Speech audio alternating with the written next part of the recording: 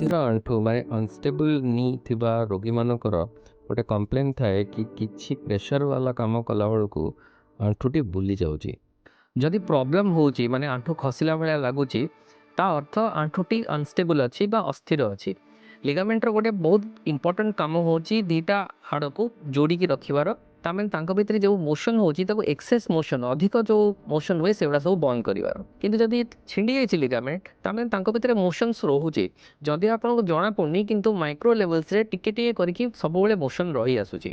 ଆଉ ଯଦି ମୋସନ୍ ହେଉଛି, ଯେଉଁ ବି କାମ କରୁଛନ୍ତି, ଦୌଡ଼ାଦୌଡ଼ି ହେଉ, ଚାଲିବା ହେଉ, ଯାହା ବି କରୁଛନ୍ତି, ଯେଉଁ ମୋସନ୍ ହେଉଛି ସେଥିରେ ଅଲଗା କିଛିଟା ଷ୍ଟ୍ରକ୍ଚର ମଧ୍ୟ ଡ୍ୟାମେଜ୍ ହେଉଛି, ଖରାପ ହେଇଯାଉଛି। ଏଇସବୁ ଜିନିଷରେ ଯେଉଁଟା ଡ୍ୟାମେଜ୍ ହୁଏ ସେ ଭିତରୁ କାର୍ଟିଲେଜ୍ ରହୁଛି ଆଉ ମେନିସ୍କସ୍ ରହୁଛି।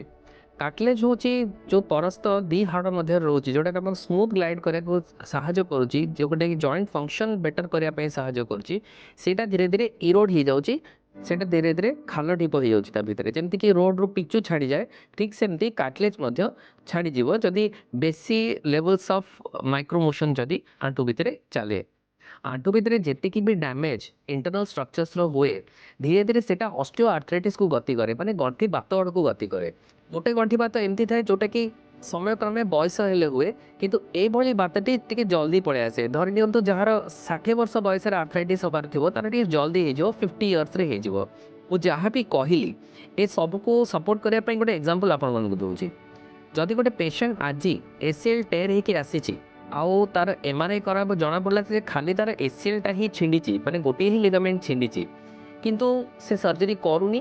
ଆଉ ବହୁତ ମାସ ପରେ ଯେତେବେଳେ ସେ ଆଉଥରେ ଆସୁଛନ୍ତି, ନୂଆ ନୂଆ କମ୍ପ୍ଲେନ୍ସ ନେଇକି ଆସୁଛନ୍ତି, ଆଉ ପୁଣି ଥରେ ଯେତେବେଳେ ରିପିଟ୍ MRI ଆମେ କରୁ, ତାହେଲେ ଆମେ ଦେଖିବାକୁ ପାଉ ଯେ ଆଗରୁ ଯେଉଁ ଏସିଏଲ୍ ଛିଣ୍ଡିଥିଲା ତାର ଏଭିଡେନ୍ସ ତ ଅଛି ହିଁ ଅଛି, ତା ସହିତ ଅନ୍ୟ ଷ୍ଟ୍ରକ୍ଚରାଲ୍ ଡ୍ୟାମେଜ୍ ବି ରହୁଛି, ଯେମିତିକି ମେନିସ୍କସ୍ କମନଲି ଆମେ ଦେଖୁ ଡ୍ୟାମେଜ୍ ହୁଏ। ଆଉ କିଛିଟା କେସେସ୍ରେ ସେ କାର୍ଟିଲେଜ୍ ମଧ୍ୟ ଛୋଟ ଛୋଟ ଇରୋଜନ୍ ବା ଯେଉଁ କହୁ ଆମେ ଏରିଆଜ୍ ଅଫ୍ କଣ୍ଡ୍ରାଲ୍ ଲସ୍, ସେଗୁଡ଼ା ମଧ୍ୟ ଆମେ ଦେଖିବାକୁ ପାଉ। ତେଣୁ କହିବାର ପଏଣ୍ଟ ଏଇଆ କି ଲିଗାମେଣ୍ଟ ଇଞ୍ଜୁରି ଗୋଟେ ଲିଗାମେଣ୍ଟରୁ ଆରମ୍ଭ ହୋଇଥାଏ, କିନ୍ତୁ ସମୟକ୍ରମେ ୱିଥ୍ ଆକ୍ଟିଭିଟି ଅଲଗା ଅଲଗା ଷ୍ଟ୍ରକ୍ଚର୍ସ ବି ଆଫେକ୍ଟେଡ୍ ହୁଏ। ଆଉ ସେଇଟା କିଛି ଟାଇମ୍ ଲାଗେ ଡେଭଲପ୍ କରିବା ପାଇଁ, ଯେଉଁଟା ଇନିସିଆଲି ଜଣାପଡ଼େନି। ତେଣୁ ଇନିସିଆଲି ପେସେଣ୍ଟ କୁହନ୍ତି ଯେ ଆମର ତ ବେଶୀ କିଛି ହେଇନି, ତେଣୁ ଛାଡ଼ିଦେବା, କିଛି ମାସ ଯାଉ, ତାପରେ ଡିସାଇଡ଼୍ କରିବା। କିନ୍ତୁ ସେତେବେଳେ ଡିସାଇଡ଼୍ କଲାବେଳକୁ ଡ୍ୟାମେଜ୍ ଅଧିକ ହେଇଥିବ, ଆଉ ସର୍ଜରୀର ଯାହା ବି ଆମେ ସର୍ଜରୀ କରିବୁ ସେଇଟା ବେଶୀ ସମୟ ଲାଗିବ, ଆଉ ତା'ର ଡିଫିକଲ୍ଟି ମଧ୍ୟ ଅଧିକ ହିଁ ରହିବ। କନକ୍ଲୁଜନ୍ ଏଇଆ କି ଯେଉଁ ଗୋଟେ ଆଣ୍ଠୁ ଯେତେ ଷ୍ଟେବଲ୍ ରହିବ, ଯେତେ ସ୍ଥିର ରହିବ, ତା ବିଷୟରେ ଡ୍ୟାମେଜ୍ ସେତେ କମ୍ ରହିବ। ଆଉ ଡ୍ୟାମେଜ୍ ଯେତେ କମ୍ ରହିବ, ଆର୍ଥ୍ରାଇଟିସ୍ ହେବାର ଚାନ୍ସେସ୍ ବି ସେତିକି ହିଁ କମ୍ ରହିବ।